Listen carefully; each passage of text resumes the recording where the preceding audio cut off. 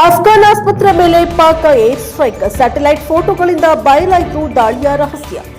ಒಂದೆಡೆ ಮಧ್ಯಪ್ರಾಚ್ಯದಲ್ಲಿ ಇರಾನ್ ಮೇಲೆ ಇಸ್ರೇಲ್ ಹಾಗೂ ಅಮೆರಿಕ ಪ್ರತಿದಾಳಿಯಲ್ಲಿ ತೊಡಗಿದ್ರೆ, ಇನ್ನೊಂದೆಡೆ ಪಾಕಿಸ್ತಾನ ಹಾಗೂ ಅಫ್ಘಾನಿಸ್ತಾನದ ನಡುವಿನ ಸಂಘರ್ಷ ಸಹ ತಾರಕಕ್ಕೇರ್ತಾ ಇದೆ.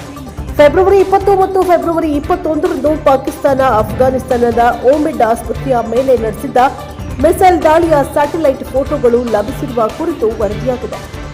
ಫೆಬ್ರವರಿ 20ರಂದು ಪಾಕಿಸ್ತಾನ ನಡೆಸಿದ ಏರ್ ಸ್ಟ್ರೈಕ್ಗೆ ತುತ್ತಾದ ಓಮಿಡ್ ಆಸ್ಪತ್ರೆಯಲ್ಲಿ ಸುಮಾರು 400 ಜನ ಮೃತಪಟ್ಟಿರುವುದಾಗಿ ಹಾಗೂ 250 ಜನ ತೀವ್ರವಾಗಿ ಗಾಯಗೊಂಡಿದ್ದಾರೆ ಎಂದು ತಾಲಿಬಾನ್ ಸರ್ಕಾರ ತಿಳಿಸಿತ್ತು.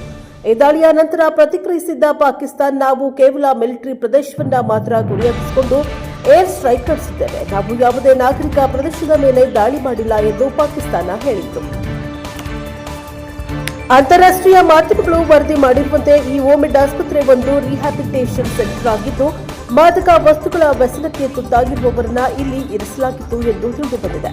2021ರಲ್ಲಿ ಅಮೆರಿಕದ ಸೈನ್ಯ ಅಫ್ಘಾನಿಸ್ತಾನವನ್ನ ತೊರೆದು ಹೋದ ನಂತರ ಈ ಪ್ರದೇಶ ತಾಲಿಬಾನಿಗಳ ಹಿಡಿತದಲ್ಲಿದೆ.